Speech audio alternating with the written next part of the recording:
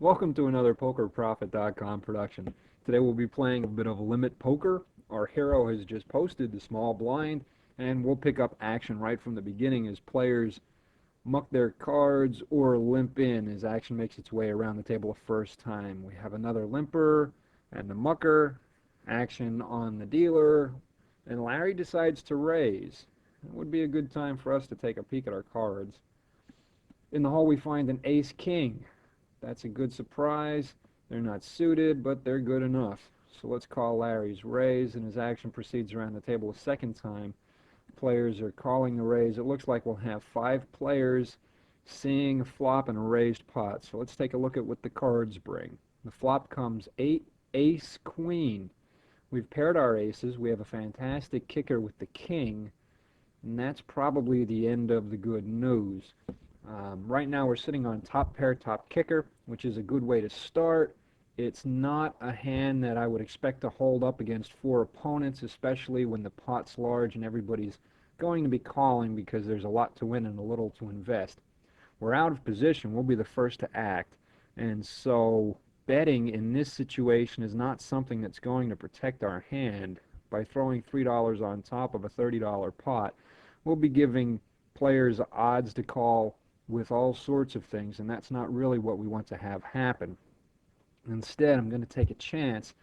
I'd like to check in this position. It is a flop that looks like somebody could have caught a piece of it, and we'll be hoping somebody bets, preferably later in the round, so that we have the opportunity to check raise them and maybe force some of our opponents out of the hand. So let's start this ball rolling by checking. Call Riverboy checks. Joe Pa checks.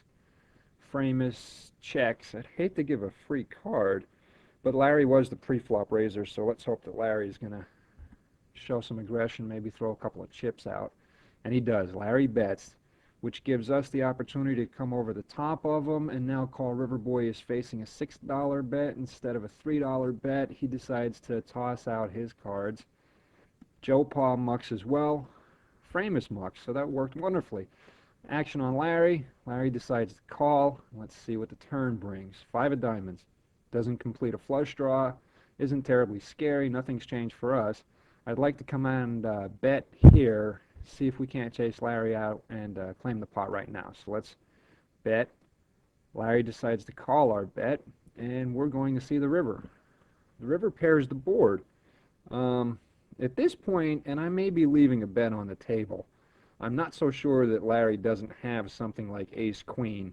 If we bet, we'd be giving him, in that situation, a chance to come over the top of us. So let's just check with the intention of calling a bet if he makes one. So check here. Larry does indeed bet. We'll call this bet. We have a $66 pot at this point in time. Let's see what Larry has in the hole. Ace-jack. It turns out that our ace-king beats ace-jack. We're going to pick up this pot, and I think that when we took the opportunity to protect our hand, even though the pot was large and we were out of position, it worked out for us. We were able to chase some players out of the pot. It turned out to be a play that may have made the difference in this pot. So we're going to take these chips and